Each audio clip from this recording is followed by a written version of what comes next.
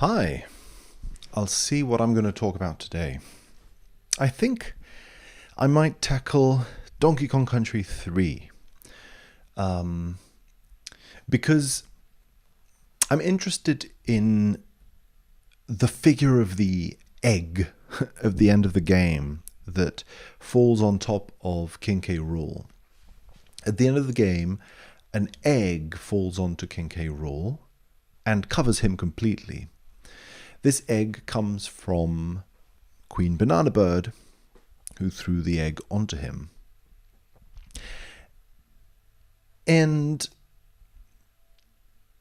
a few questions that come up for me, as always, I think, with this game, is King K. Rool being put inside of an egg sort of a symbol for childhood? Him becoming an egg or a child again, or a pre-child, like reverting to some sort of primary infancy stage. Is it a time traveling thing where he's becoming a child after having been an adult already? And why do I think this? Why is this question on my head? Well, because children overall are a theme in this game.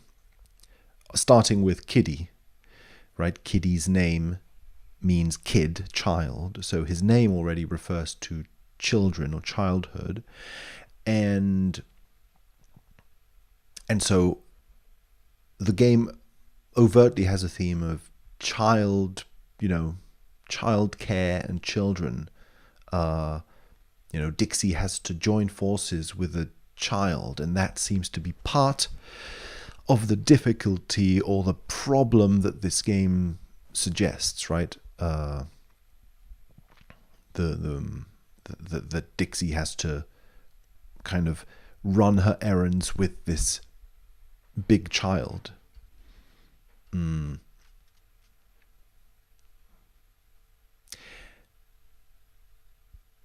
so it feels as if Dixie here isn't collaborating with an equal exactly. She's collaborating with someone who's younger than her, which puts more burdens on her. There's a feeling of a responsibility. I need to care for two things. I need to care about my mission. I have a double trouble, the game says. I have to care about my mission, and I also have to care about Kiddy. So I have these two kind of things under my care, and that's different from other Donkey Kong Country games. I feel like that's part of the joke that's being made in this game. But, of course, that's not the main thing that has to do with children in this game. Other things that have to do with children, I think, are the Queen Banana Bird.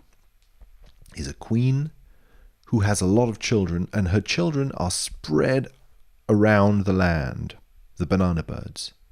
And she is the mother of all of those children. So children is an important theme in this game at that level, right?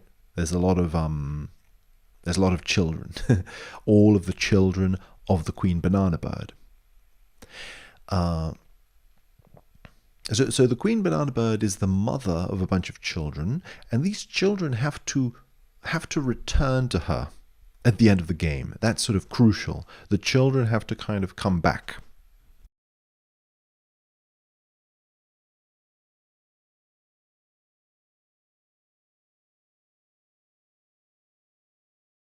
At some level. So that's important, I think. Then, at another level, we could ask ourselves, what is the role of Funky Kong here? Funky Kong seems to be the one who puts Kiddy in not in charge, but who puts Dixie in charge of looking after Kiddy. He hands Kiddy off to Dixie. Who is he? Who is Funky Kong here, right? Relationships between the Kongs aren't very clear. It's not clear who's part of the family, strictly speaking, and who's a friend of the family. I believe that is ambiguous on purpose. It's sort of part of the story, the way that a fairy tale sometimes is sort of ambiguous as well. Like, you don't really know who is who. People are just like sometimes characters in a story. The fighting man and the damsel in distress and the crazy professor in his castle and the queen and the god, and each character sometimes fills more of a specific role where it's not clear exactly what the relationships are in a material sense. It's more like the spiritual dimension of each character. That's more of my feelings about it. But my feelings about it, I guess, come along also because Funky's role here, I feel, is a little bit mysterious, because he's also like the mechanic. He's the mechanic who creates a bunch of machines to help our heroes on their journey. These machines get better and better and better, or more technologically advanced, and as they get more technologically advanced, the characters can advance to more and more areas of the world. They couldn't access that area of the world before, but now this technology, let's say the helicopter or the hovercraft or whatever type of ship, ski ship or whatever, I don't know what other types there were, but they were pretty cool, and they get you to different parts of the world, right? So he's an inventor, he's a creator of machines. He sits in his garage all day and he seems to be creating stuff with a hammer, and he's putting parts together and inventing different machines, and then you benefit from those machines, or you use those machines, you ride those machines like a vehicle to take you to different places, and the places you can go to are higher and higher and higher and more far away from your starting point. So that's interesting to me, because even though it's sort of a slanted thing, what I'm going to say now, the vision I have is that there is an archetype of the inventor in this game overall, because King K. Rool is also an inventor. King K. Rool is an inventor who invents machines, but the machines that he invents as a sort of Wizard of Oz character, right? He invents machines who are evil, right? It's like the opposite, and are people. So he invents chaos, and chaos is a person, so to speak. It's a humanoid robot. It's not a hovercraft.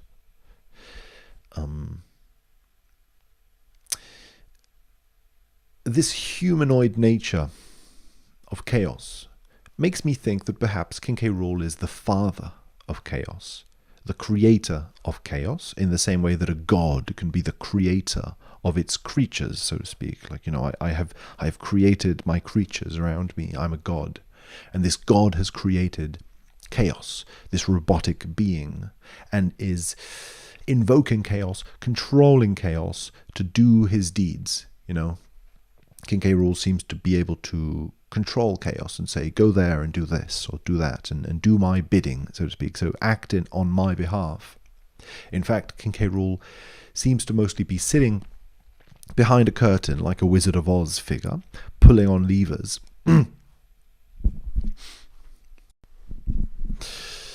Okay, so where could we go from here? King K. Rool seems to control chaos with these levers, so that chaos is maybe simply King K. Rool's will. King K. Rool, has a will to do something, and chaos just responds to that will like a puppet. So again, sort of like the image of a god up in the sky controlling someone. And I think also that the image of King K. Rool as the crazy inventor who's invented a machine who's also a human being who is under his sort of control reminds me in a pop culture kind of sense of the idea of Frankenstein. So, Dr. Frankenstein creating a creature that is alive, like a monster that is brought to life by the professor. And so that the professor has this sort of like a child, really. Again, this image of a child and also the creation of a god. Things around this sort of area, I think, are being explored perhaps by this game. However, then I think we can move on to a second topic, which is brotherhood.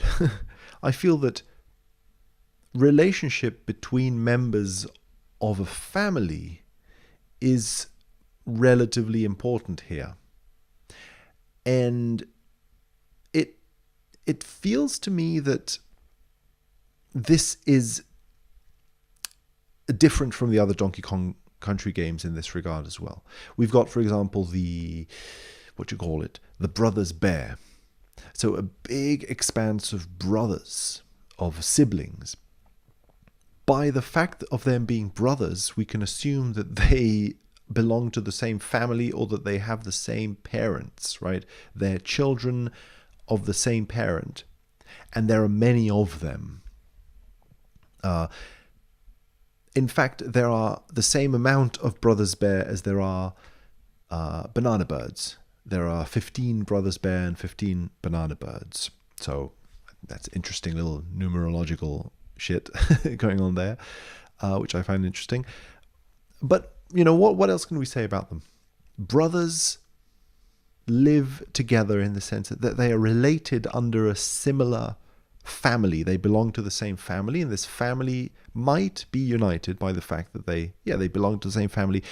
They have the same caregivers. Perhaps this is not mentioned at all in the Brothers Bear, storyline, but I assume that if they are brothers, they might be brothers in exactly the same way that all of the banana birds are brothers, right? Or siblings. All of the banana birds are siblings.